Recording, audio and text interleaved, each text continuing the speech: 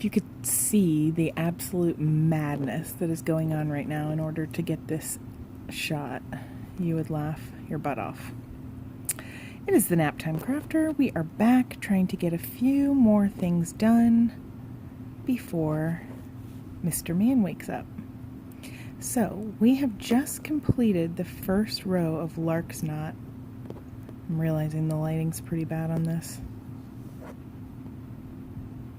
To work on that. We've just completed the first Lark's Knot. Row of Lark's Knots. And now we're going back and we're doing square knots right below that. And the Lark's Knot is what secured it along the top here. And then these square knots take 4 strands and they're going right directly underneath that in order to secure the Lark's Knot and create that baseline of knots. So as you can see, I'm going along. I've got my 2 in the middle. They called it something, and then these are our working ones, working yarns, and you're going left first. You're going to go over, then you're going to go on top, then you're going to lift this up and go right underneath, and you're going to come right through that loop with your thing, and that's what we're going to tighten up. So you've got to be careful here to make sure that you're holding these 2 the 2 center ones down while you tighten these gently. So you don't want to pull too tight. You can see here that if I pull too tight, they won't match. And that's the biggest issue with me with doing crochet and knotting and knitting and all this crap, is that I'm like the worst at keeping consistent with my knotting. So that's going to be something that we work on together. So here we are, we're pulling this tight just to about the same tightness that I see here. I want to pull to this one. See, it's not even the same. Whatever. I'm just going to keep moving. This is a learning process, so I really, really, really recommend that you start with this thick wire. This thick yarn, because let me tell you something, already it's way easier to learn with. I started on those thinner ones yesterday because I'm like a jerk to myself, and I think I went a little too tight with that. If you feel like you go a little tight, just loosen it up with your fingers. Now I'm going right over left, then laying this down, lifting it up, going underneath, putting it back down, and then coming through and lifting that up, and I'm going to pull this tight. So now okay. Ooh, I just had one of those things where your ears squeal, you know, when you're like listening and then all of a sudden like your, I don't know, like AC goes off or a TV goes on or something and you get like a squeal in the background. Just got that. Left over, then down, lift, go under, and then you're going to go right through here. Keep these tight. So, again, sorry for the soil under my nails. I was just doing some gardening. Now, right, lift, drape it over, put this down, go under, and up through. So, obviously, like, the more you do this, you're going to get, like, super fast with this, and it's going to feel like second nature.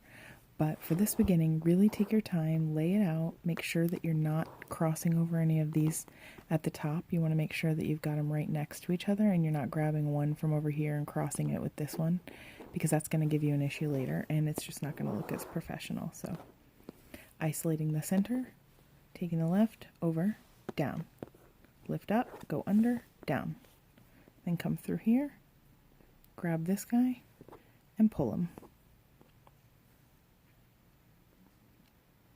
Now, right, over, down, lift up, and then through here, and pull. So we're going across this whole row, doing these square knots. We're on our last one.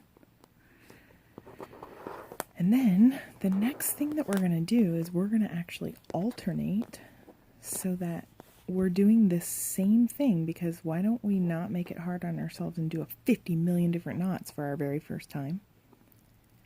And we're going to practice doing this over and over. So take the right, go over, down, under, through,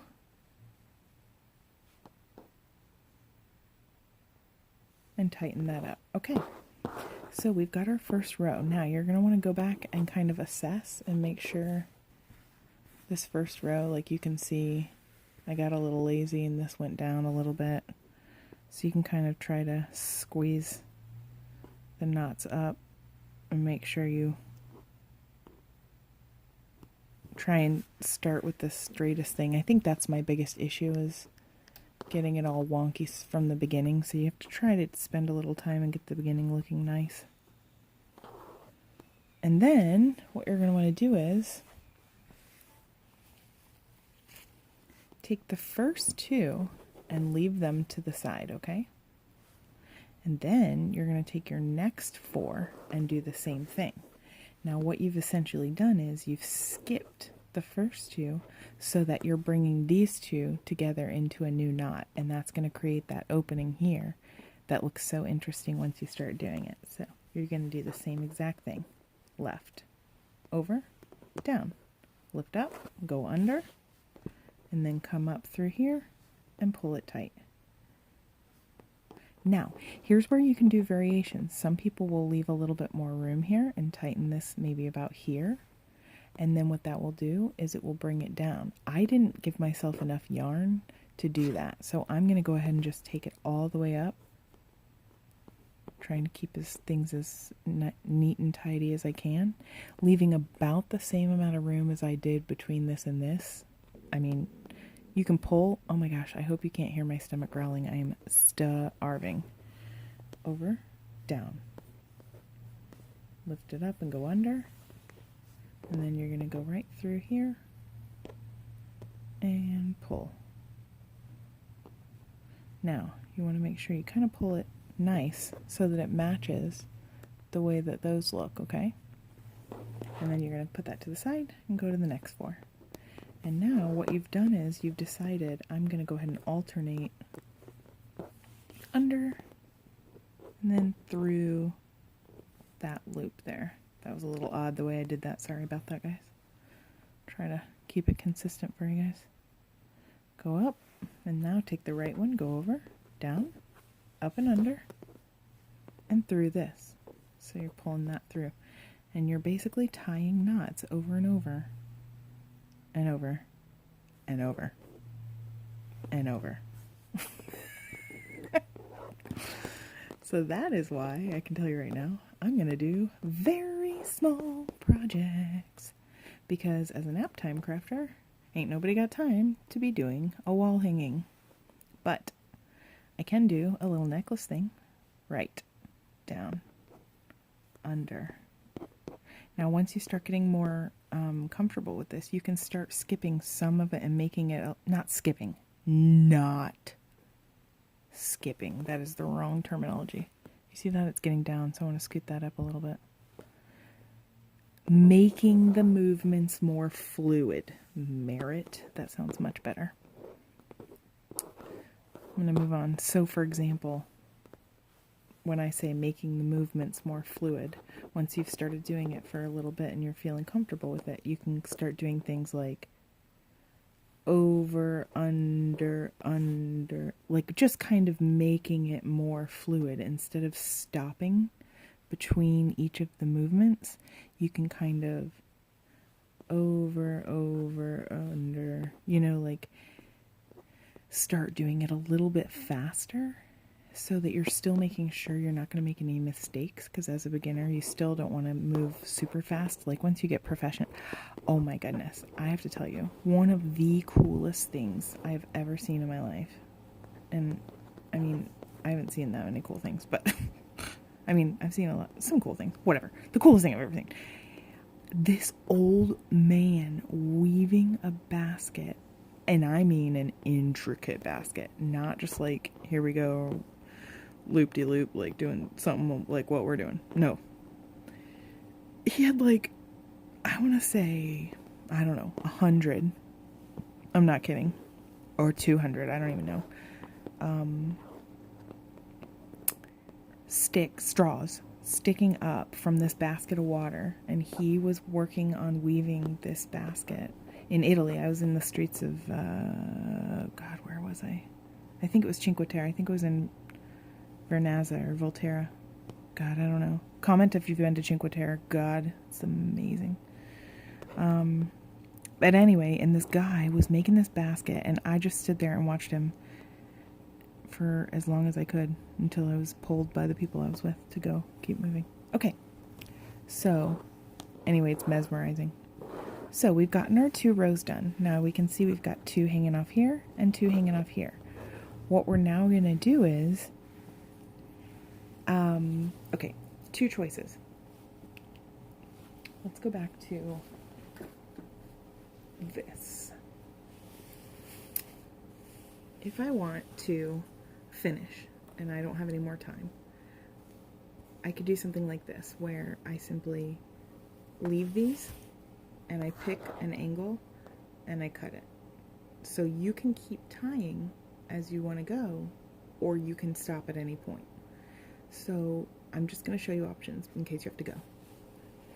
This would be an example of if I had left room in between each of those knots. So remember when I was saying you can choose to do it tight together or you can leave room?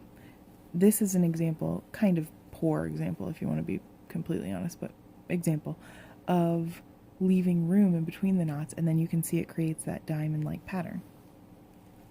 This, come on, get with the program.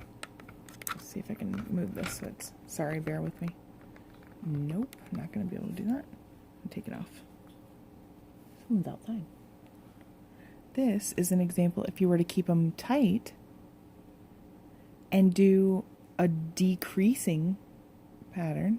So what I'm going to show you what that means, okay? And I've also continued going. So in this one you can see there's multiple rows, okay? And then I got to a certain point, okay? And I did my next row, so it, you know, I skipped and I left my 2 on the outside.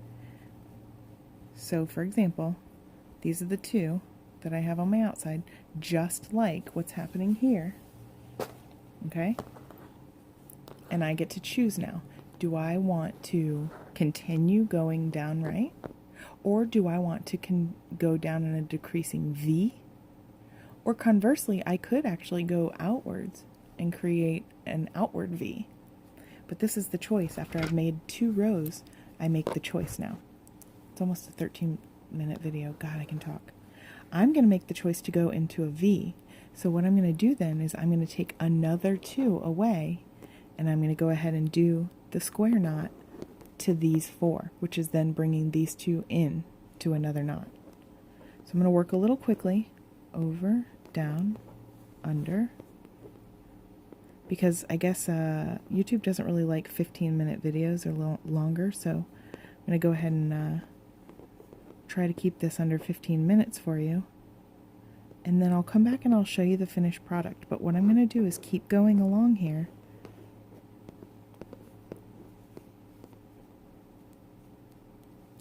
Doing that next row, and I'm going to take it all the way down until I've got a single knot at the bottom, if I have enough yarn.